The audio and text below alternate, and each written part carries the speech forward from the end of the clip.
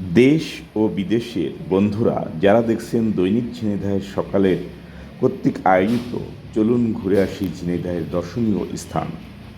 এই আয়োজনে গত পর্বে আপনাদের নিয়ে গিয়েছিলাম ঝিনাইদহ জেলার বারোবাজারে অবস্থিত কাজী কালুর চম্পাবতীর মজারে। আজ আপনাদের নিয়ে আসলাম এশিয়া মহাদেশের প্রাচীন ও বৃহত্তম বটগাছ অবস্থিত ঝিনাইদহ জেলার কালীগঞ্জ উপজেলার মালিয়াট ইউনিয়নের বেথুলি গ্রামে অবস্থিত 250 থেকে 300 বছরের প্রাচীন বটগাছ সুইতলা মল্লিকপুর। প্রিয় দর্শক, আমরা এখন অবস্থান করছি বেথুলি গ্রামে অবস্থিত সুইতলা মল্লিকপুরের বটগাছের নিকটে। ঠিক দক্ষিণ পূর্ব দিক দিয়ে চলে গেছে কালীগঞ্জ আড়পাড়া সড়ক, পশ্চিম দিকে মানুষের বসতভিটা, উত্তর দিকে বাগানের পাশ দিয়ে চলে গেছে হেঁটে চলার রাস্তা। কিছু গাছ আছে কেমন যেন এক ধরনের রহস্য ঘিরে থাকে চারিদিকে সবসময়।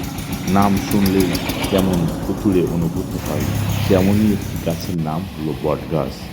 বটগাছ সহ যে কোনো বড় বটগাছ দেখলেই মনে হয় হাজার বছরের বহু ঘটনার সাক্ষী হয়ে দাঁড়িয়ে আছে এটি।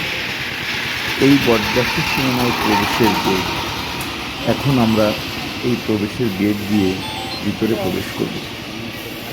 প্রবেশ মুখেই দর্শনার্থীদের চোখে পড়বে একটি ফলক। এই ফলকে লেখা আছে এইখানে কি কি আছে। ফলকের পরে আরেকটি ফলক দর্শনার্থীদের চোখে পড়বে। এই ফলক থেকে জানা যায় যে প্রায় 250 থেকে 300 বছর আগে স্থানীয় কুমারের কুয়ার দেওয়ালে এই বৃক্ষটি জন্মেছিল। মূল গাছটি মারা গেলেও 45টি ভিন্ন ভিন্ন গাছ প্রায় 2 একর 8 শতক জায়গা জুড়ে অবস্থান করছে। এর 345টি বায়বীয় মূল মাটিতে প্রবেশ করেছে এবং 38টি মূল ঝুলন্ত অবস্থায় বিদ্যমান। 2009 সাল হতে সামাজিক বন বিভাগ যশোর এই বৃক্ষটি রক্ষণাবেক্ষণ করে আসছে। অনেক উচ্চতা প্রায় 250 হতে 300 ফুট পর্যন্ত। 1982 সালের আগ পর্যন্ত এশিয়ার বৃহত্তম বটগাছ ছিল কলকাতার বোটানিক্যাল গার্ডেনের একটি গাছ। পরবর্তী সময়ে বিবিসির তথ্য অনুসন্ধান প্রতিবেদনে জানানো যায় যে কালীগঞ্জ উপজেলার বেথুলি মৌজার সুইতলা মল্লিকপুরের বটগাছটি এশিয়া মহাদেশের বৃহত্তম বটগাছ। অবস্থান ও নামকরণ দিয়ে রয়েছে নানান কি কারো কাছে সুইতলা বটগাছ, কারো কাছে সুইতলা মল্লিকপুর বটগাছ, কারো কাছে বেথুলির বটগাছ নামে পরিচিত। তো ব্যক্তিদের কাছ থেকে জানা যায় একটি কুয়ার পাড়ে ছিল এই বটগাছের মূল অংশ। তখন জনবসতি খুব কম ছিল। রাস্তার পাশে ওই বটগাছ ছিল ডালপালায় পরিপূর্ণ। গাছের নিচে কোনো রোদ বৃষ্টি পড়তো না। মাঘ মাসের শীতেও গাছের নিচেই গরম থাকতো, গরমকালে গাছের নিচেই থাকতো ঠান্ডা। অতিথিরা গাছের তলায় বিশ্রাম নিত। তখন থেকে অনেকের কাছে এটা সুইতলা মল্লিকপুরে বটগাছ হিসেবে পরিচিতি লাভ, আর এর থেকেই নামকরণ হয় সুইতলা বটগাছ। কারো কাছে এর অবস্থান বেথুলি মৌজায়, তাই বেথুলি বটগাছ হিসেবে ব্যাপক পরিচিত রয়েছে। পথশ্রান্ত লোকজন বটগাছের নিচে বসে বিশ্রাম করত এই এবং সময় কাটাত।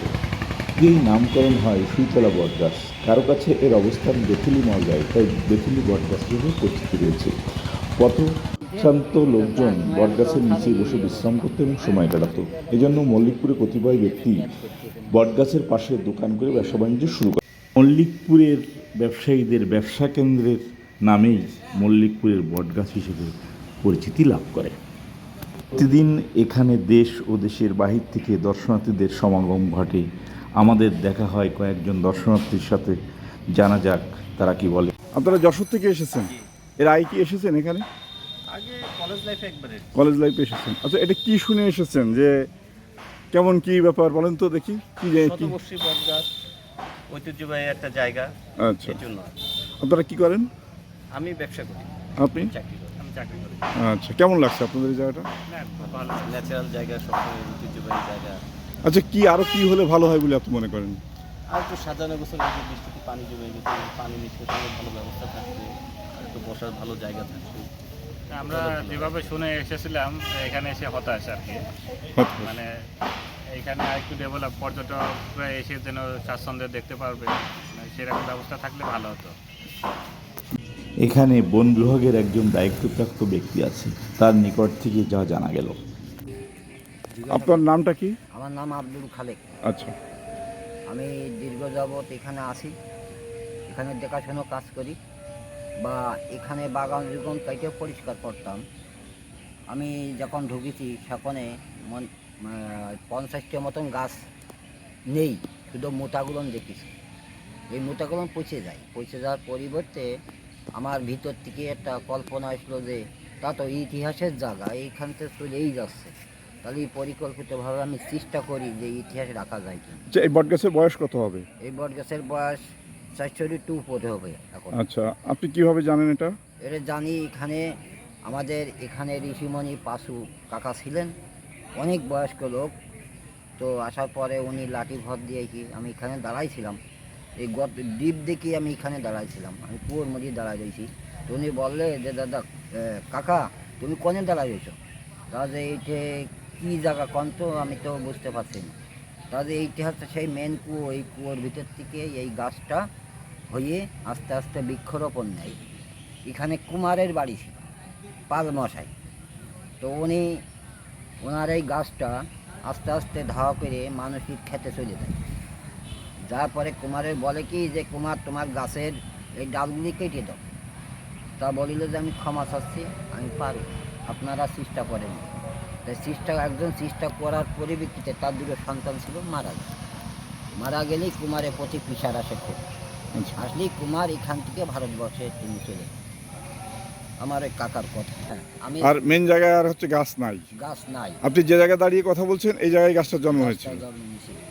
তো এখান থেকে 5 নম্বর পর্যন্ত গাছ, 5 পর্ব, মেনটা নাই, দ্বিতীয়টা নাই, তৃতীয়টা নাই, এখন আছে চতুর্থ। সব হচ্ছে ঝুড়ি, তাই না? জি, এই ঝুড়ির থেকে 5 নম্বর গাছ পাশে। আচ্ছা, এটা কত বিঘা জমি এখানে?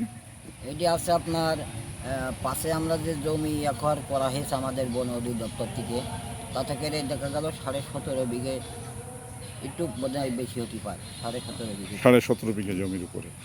তো যাই এখানে আমি আসি, আমার বেতন করি নাই, আমি 12 সালে বেতন করতে যে করেন নাই। আমরা লক্ষ্য করছি আপনার এই বট গাছের নিচে আপনার বিভিন্ন প্রকার বন বাদরে ভর্তি হয়ে গেছে। জি। তা এই বন বাদর যদি আপনারা কেটে রাখতেন বা সুন্দর পরিষ্কার রাখতেন তাহলে কি এখানে দর্শনার্থীরা বেশি আসতো না? হ্যাঁ, দর্শনার্থী বেশি হতো। আচ্ছা, কিন্তু তাহলে এখানে মেলা করে, তাহলে আপনার কি স্থানীয়- হ্যাঁ, তাহলে কি আরো লোক দরকার আছে, তাই না? হ্যাঁ, আরও লোকের দরকার আছে। আচ্ছা, আপনার কত করে বেতন দেয়? আমার এখানে রেঞ্জার স্যার আসার পরে রেঞ্জার স্যার দেখে যে আমার কোনো ভাতা নাই, হ্যাঁ। তখন রেঞ্জার স্যার গিয়াসুদ্দিন স্যার আমার 500 টাকা দেয়। আচ্ছা, 500 টাকা করে মাসে দিত। তারপরে আর এক স্যার আসছে, হ্যাঁ। তিনি আর 500 টাকা বাড়াই দেন। এখন কত পান সেটা? এখন মোট পাই 1500 টাকা। 1500 টাকা পান, তাই না? আচ্ছা, 1500 টাকায় তো আসলে চলা সম্ভব না। যারা দর্শনার্থীরা আসে তাদের কাছ থেকে কোনো টাকা পয়সা নেন? এখন যে শখ করে দেয় তার পয়সা তো না নিয়ে পারিনি। আচ্ছা, তাদের আর কাছ যে থেকে একজনের কাছে পিসার দিতে কোনো কিছুই করা যাবে না, আচ্ছা। যেহেতু এটা সরকারি ক্ষেত। আমার অধিকার কি? আমার অধিকার দেখাশোনা। আচ্ছা, আপনি কি মনে করেন যে এখানে আরো লোক দরকার আছে যেগুলো হলে এটা পরিষ্কার পরিচ্ছন্ন রাখা যেত? লোক আমার দরকার এখানে 7 জন লোকের দরকার এখানে। 7 জন লোকের দরকার। আমাদের এখানে দেখা হয় কালীগঞ্জ উপজেলা বিএনপির সাবেক সাংগঠনিক সম্পাদক আব্দুল গফুরের সাথে। আসুন আমরা তার অভিমত জেনে নিই। সম্পর্কে কি বলে তার ওই মতটা আমরা জানি। আচ্ছা গফফার ভাই, এই যে আপনার এই কালীগঞ্জ যে মল্লিকপুর সুইতলা যে বটগাছ, এখানকার যে আমরা যে হাল হকিমত দেখছি, তো সেই হাল হকিমতের জায়গা থেকে আপনি কি মনে করেন যে এটা কি আসলেই সংরক্ষণ করার প্রয়োজন আছে কিনা, আর সংরক্ষণ করার প্রয়োজন না থাকলে সেটা কিভাবে করা যাবে? বিসমিল্লাহির রহমানির রহিম। আপনাকে ধন্যবাদ আমার এই কাছ থেকে এই কথাগুলো জানার জন্য। আসলে এই বটগাছটা অত্যন্ত প্রাচীন বটগাছ। এই বটগাছটার এখানে মূল বটগাছ ছিল। এই বটগাছের মূল বটগাছ থেকে শাখা প্রশাখা হয়ে আজকে বৃহত্তর বটগাছ রূপে ধারণ করেছে এবং এশিয়া মহাদেশের ভিতরে বৃহত্তম বটগাছ। আজকে কালীগঞ্জ আলপাড়া যে মহাসড়কটি আছে, সড়কের পাশে অবস্থিত এই মল্লিকপুরি বটগাছটি। এই বটগাছের এখানে পর্যটক কেন্দ্র হওয়া প্রয়োজন। এখানে অনেক দর্শনার্থী আসে, অনেক লোক দূর দূরান্ত থেকে আসে, কিন্তু এখানে মানে তত্ত্বাবধান এবং এখানে যে অবস্থা আছে জরাজীর্ণ অবস্থা, এই অবস্থা যদি কাটিয়ে যদি এখানে কর্তৃপক্ষ সুন্দর একটা পরিবেশ করে দিত, এখানে যদি আর্থিক বরাদ্দ দিয়ে এখানে মানুষের চলাচলের এবং মানুষের দেখার একটা সুন্দর পরিবেশ করে দিত, তাহলে আরও সৌন্দর্য বৃদ্ধি লাভ পেত এবং মানুষ সহ এই অঞ্চলের এলাকার আরও উন্নত হতো এবং এখানে সরকারের ব্যাপক একটা রাজস্ব হারাচ্ছে। রাজস্ব বলতে এখানে যদি এই পর্যটক কেন্দ্র হিসাবে এখানে যদি আরও সংস্কারের কাজ করতো তাহলে এখানে অনেক মানুষ আসতো এবং এখানে রাজস্ব আসতো। তো সে কারণে আমি বলবো যে বর্তমান সরকারের দৃষ্টি আকর্ষণ করে বর্তমান সরকার জনবান্ধব সরকার, জনকল্যাণমুখী সরকার। এই সরকার জনগণের সেবায় নিয়োজিত, জনগণের কাজ করছে। সে কারণেই এই কালীগঞ্জ উপজেলার মল্লিকপুর গ্রামে অবস্থিত এই বটগাছটি অতি দ্রুত নজর দিয়ে কর্তৃপক্ষ যাতে নজর দেয় সেদিকে আমি আহ্বান করব এবং দ্রুত এর একটা বিহিত ব্যবস্থা করে সুন্দর একটা পরিবেশ সৃষ্টি করা এবং এই বটগাছের ভিতরে চারিদিকে যে প্রাচীর দেওয়া আছে প্রাচীরের ভিতরে জরাজীর্ণ পানি, এখানে মানুষ ঢুকতে পারে না, এখানে মানুষ না ঢোকার কারণে এখানে পরিত্যক্ত অবস্থার মধ্যে পড়ে আছে। কাজে কর্তৃপক্ষকে বলবো যে অতি দ্রুত নজর দিয়ে এখানে একটা অবস্থান তৈরি করা। এখানে আনুমানিক 15-16 বিঘার উপরে এই বটগাছ। এই বটগাছের আশেপাশে যে প্রাচীরটা, এই প্রাচীরটা সুশানবাবু নাম করে একজন ইয়নো ছিল, সে তৎকালীন সময়ে কালীগঞ্জের তেনার প্রচেষ্টায় এখানে এটা হয়েছে এবং তারপরে এটা সংস্কারের অভাবে আজকে ভগ্নপ্রায়। কাজেই আমি আপনার মাধ্যমে সরকারের দৃষ্টি আকর্ষণ করব এবং সরকারের যারা কর্তৃপক্ষ আছে, বন বিভাগ আছে, তাদের দৃষ্টি আকর্ষণ করব এটা দৃষ্টি দিয়ে এখানে একটা সুন্দরভাবে একটা পরিবেশ সৃষ্টি করে এখানে যাতে মানুষ এসে উৎফুল্ল পায় এবং আনন্দ পায় এবং এখানে এসে অবকাশ জীবনযাপন করতে পারে, অবকাশভাবে এখানে অনেক সময় ব্যয় করতে পারে এবং একটা পিকনিক কর্নারও হতে পারে, এখানে একটা সুন্দর একটা পার্ক হতে পারে এবং সেদিকে কাজ করা একান্ত প্রয়োজন বলে আমি মনে করি। এই বটগাছকে কেন্দ্র করে আগত দর্শনার্থীদের জন্য এখানে 1988 সালের দিকে নির্মাণ করা হয়েছে 5 লক্ষ টাকা ব্যয়ে একটি ডাকবাংলা। মল্লিকপুর গ্রামের বিলাত আলী মিয়া এর জমি দান করেন, কিন্তু রক্ষণাবেক্ষণের অভাবে এটা জরাজীর্ণ ভবনে পরিণত হয়েছে। বন্ধুরা, আজ আপনাদেরকে ঘুরে দেখলাম এশিয়া মহাদেশের প্রাচীন ও বৃহত্তম বটগাছ, কিন্তু এখানে আমরা কিভাবে আসতে পারি? যারা ঢাকা, চট্টগ্রাম, সিলেট, রাজশাহী, খুলনা অথবা দেশের যে কোনো স্থান থেকে ঘুরে দেখে যেতে আগ্রহী তারা বাস অথবা ট্রেন যোগে চলে আসুন কালীগঞ্জ বাস টার্মিনাল অথবা রেল স্টেশনে। এখান থেকে রিকশায় অথবা ইজি বাইকে চলে আসুন আড়পাড়া কালীগঞ্জ রোডের মল্লিকপুর স্ট্যান্ডে। এখান থেকে মাত্র ভাড়া 20 টাকা। এই গাড়িটা কোথায় যাচ্ছে ভাই? খাজুরা। এটা কি মল্লিকপুর হয়ে যাবে? মল্লিকপুরের ভাড়া কত? 20 টাকা না? আচ্ছা, ঠিক আছে। যারা এখানে বেড়াতে আসবেন ফিরে যাওয়ার সময় সুবলের মিষ্টির দোকানে পাবেন ল্যাঞ্চার নামে এক প্রকার মিষ্টি। এই মিষ্টি অত্যন্ত সুস্বাদু এবং সুন্দর। এই মিষ্টি কিনতে অবশ্যই ভুলবেন না।